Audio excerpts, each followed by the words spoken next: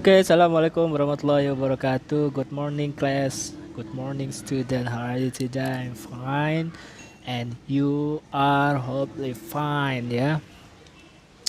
Di sini Bapak baik-baik saja. Mudah-mudahan kalian di sana juga baik-baik saja. Anak-anakku, Bapak selaku guru bahasa Inggris ingin memberikan bukan materi, tidak masuk dalam materi khusus dalam kelas 7, 8, 9, tapi ini secara umum. Video ini Bapak kasih ke guru kelas 7, 8, 9 yang mudah-mudahan ini basic, bukan basic ya. Setiap belajar materi bahasa Inggris ini akan ketemu loh materi ini, dan kalian akan terus diulang-ulang materi ini. Apa itu materinya? Yaitu subjek. Ini sepele, tapi banyak siswa yang masih gagal dalam memahami subjek dalam bahasa Inggris.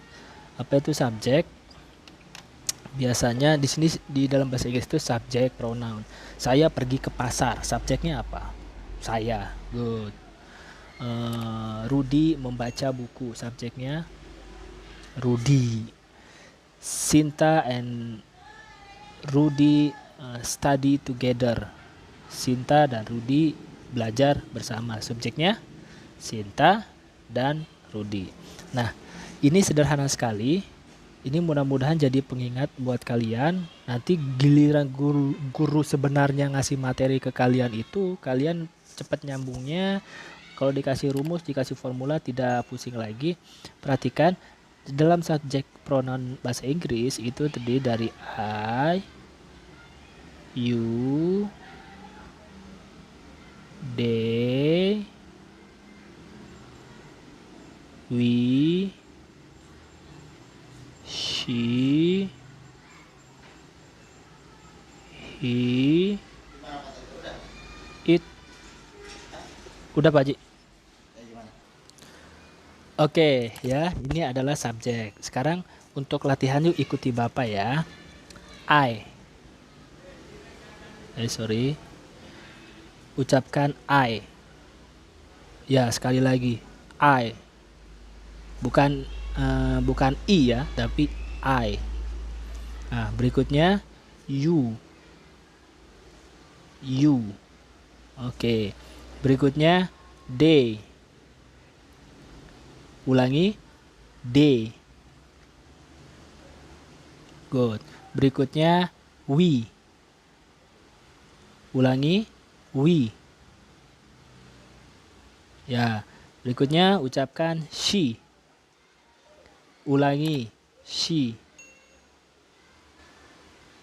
Oke, berikutnya ucapkan he. Ulangi, he. Berikutnya ucapkan it. Ulangi, it. Oke, sekarang perhatikan. Banyak juga ini sederhana, sepele, tapi juga cukup banyak kesalahan yang terjadi, yaitu terkait dengan arti. I, jika kita terjemahkan, artinya saya. Ikuti Bapak. I, saya. Ulangi.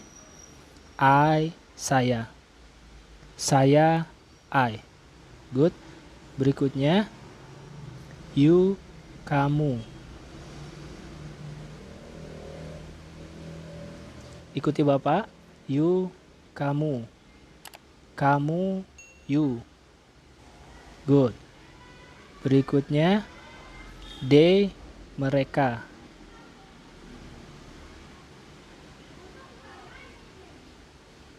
They, mereka. Mereka, they. Berikutnya we, kita. We, kita. Berikutnya she, dia, untuk perempuan.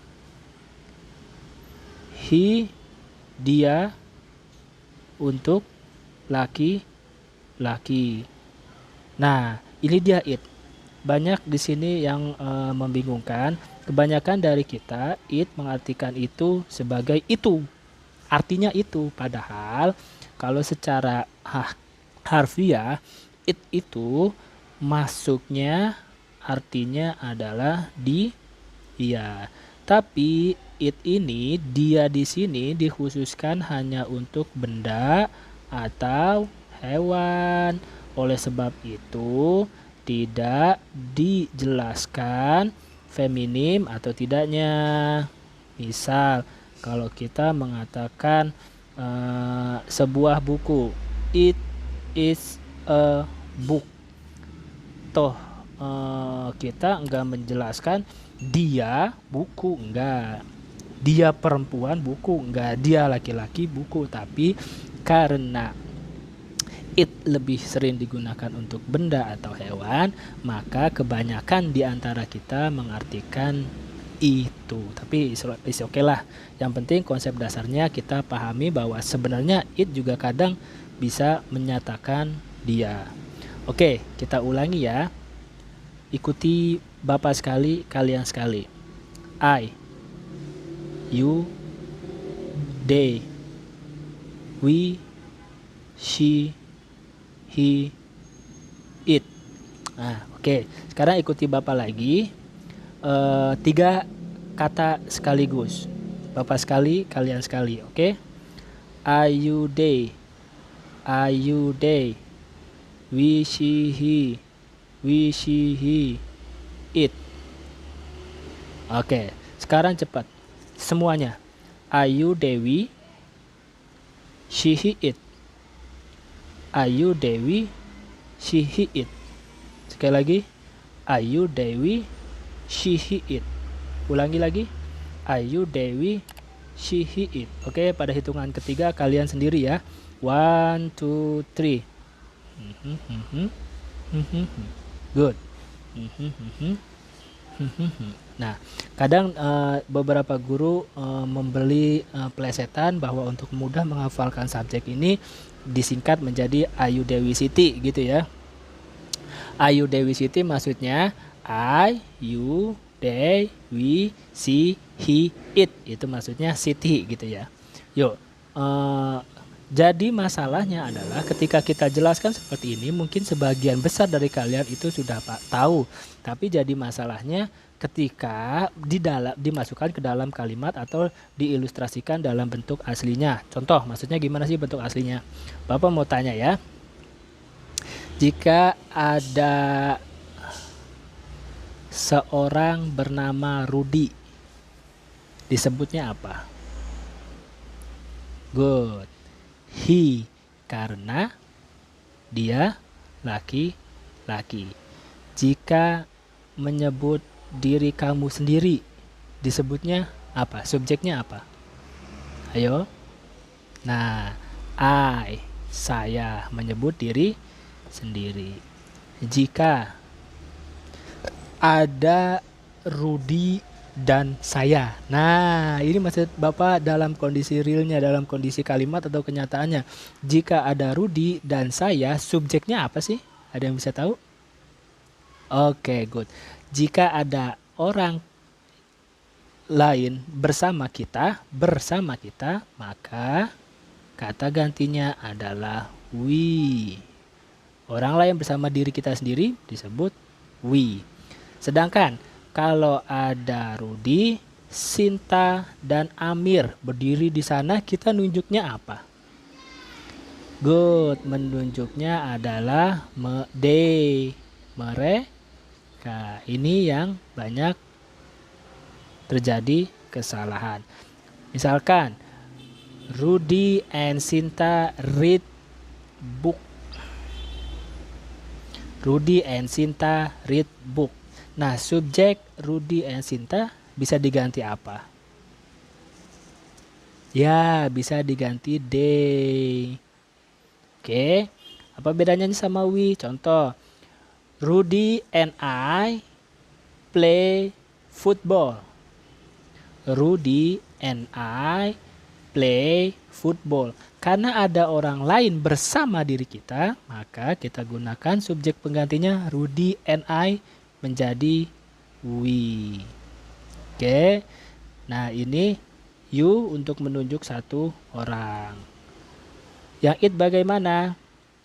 Yang it, contoh, it is an apple. Ini adalah sebuah apel. Seperti itu. Dan she, contoh. Kalau Bapak kasih contoh, Sinta and Rani read book. Sinta and Rani. Subjeknya apa? Subjek pronounnya dengan apa yo? Sinta and Rani. Nah, di sini jebakannya. Walaupun Sinta perempuan, Rani perempuan, tapi dihubungkan dengan kata hubung and, Sinta and Rani. Itu kalau kita sebut, kita sebagai orang ketiga, maka masuknya D. Hati-hati nih. Banyak kesalahan yang dimaksud tuh seperti ini. Makanya materi yang sepele ini juga ternyata masih banyak yang melakukan kesalahan. Kecuali kalimatnya Sinta reads the book, maka Sinta itu bisa diubah menjadi she. Itu adalah subjek ya. Silakan dihafal Ayu Dewi Siti. Silakan dihafal Ayu Dewi Siti untuk subjek. Berikutnya yang mau Bapak sampaikan, dan ini sering ketemu di setiap pembelajaran, yaitu materi tentang verb.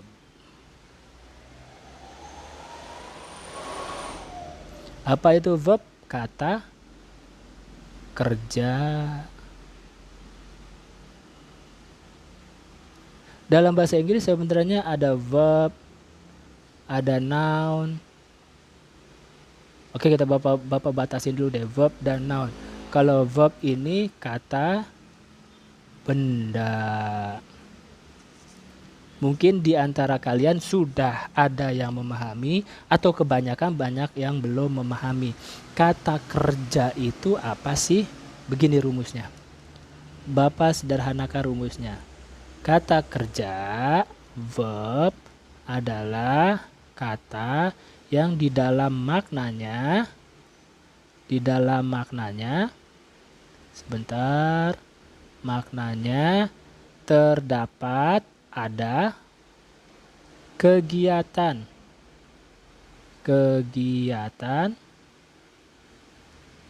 yang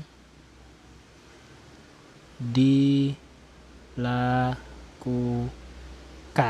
Nah, verb atau kata kerja itu adalah kata dalam bahasa Inggris yang jika kita resapi jauh lebih dalam, ternyata maknanya itu terdapat ada kegiatan yang dilakukan. Contoh, bandingkan dua kata ini. Contoh, sebentar.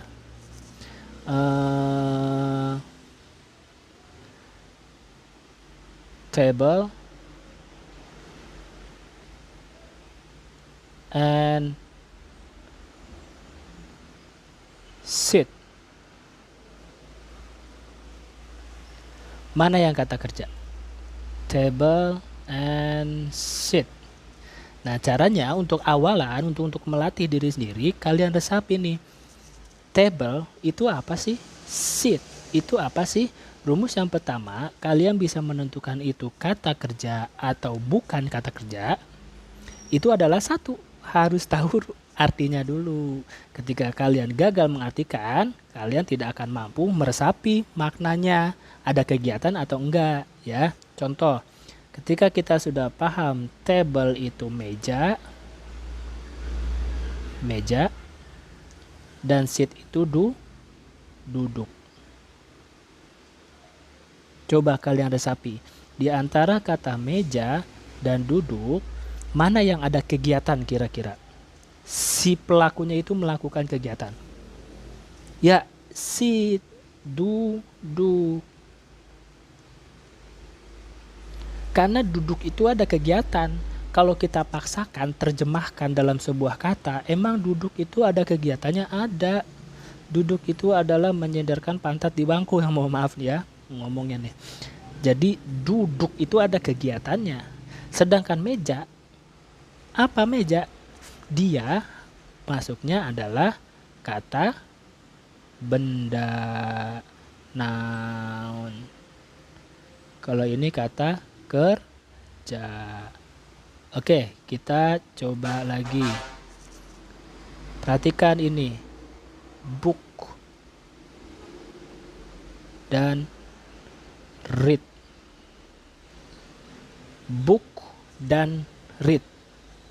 Oke, sekarang kalian pahami dulu artinya. Sudah dapat artinya? Nah, kalau sudah dapat artinya, sekarang kalian resapi di antara dua kata ini mana yang ada kegiatannya. Untuk latihan awalnya ya. Mana yang ada kegiatannya antara book dan read.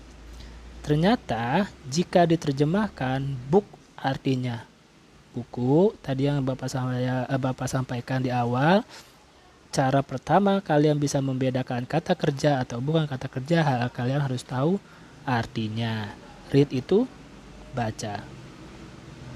Coba, ketika sudah jelas artinya, kalian dengan mudah menentukan mana kata kerja, mana bukan kata kerja. Book adalah buku. Dia bukan kata kerja, tapi kata benda. Sedangkan read adalah kata kerja. Ya, jadi kalau kita telaah nih, rasakan jauh lebih dalam, baca itu adalah di dalamnya ada kegiatan yang dilakukan. Kalau kita paksakan untuk menerjemahkan, emang kegiatan apa sih baca itu? Baca itu ialah membunyikan huruf-huruf yang tertulis pada suatu media, baik tulis, cetak, dan yang lainnya. Ya, membaca berarti ada kegiatan. Nah, itu adalah penjelasan singkat tentang kata kerja. Karena kebanyakan dari kita, Bapak Ibu guru, bahkan siswa kita di daerah itu ketika bilang, oke, setelah subjek masukkan kata kerja. Kata kerja apaan? Nah, hati-hati. Di sini Bapak Ibu guru atau anak-anakku sekalian, kalian harus memahami kata kerja. Ketika nanti gurunya sudah masuk ke rumus, sudah masuk ke formula, sudah masuk ke grammar, kalian akan mudah dalam memahami apa itu kata kerja. Demikian video singkat dari Bapak, cukup materi yang sederhana dan insya Allah bisa membantu. Yang pertama tentang subjek, karena banyak siswa yang subjek sendiri masih bingung, pengganti subjeknya masih bingung. Ketika Rudi dan Sinta digabungkan, dia belum tentu bisa menentukan apakah itu Ayu, Dewi, atau she, he, it. Berikutnya yang kedua, materi tentang kata kerja, bagaimana menentukan itu kata kerja atau bukan. Demikian Bapak Ibu, terima kasih. Bisa dibagikan video ini melalui channel YouTube saya. Semoga ini bukan materi penting, tapi ini materi dasar yang saya kira ketika siswa kita memahami dengan mudah materi ini, insya Allah materi-materi selanjutnya akan mudah dalam pembelajaran, dalam proses memahami. Terima kasih. Assalamualaikum.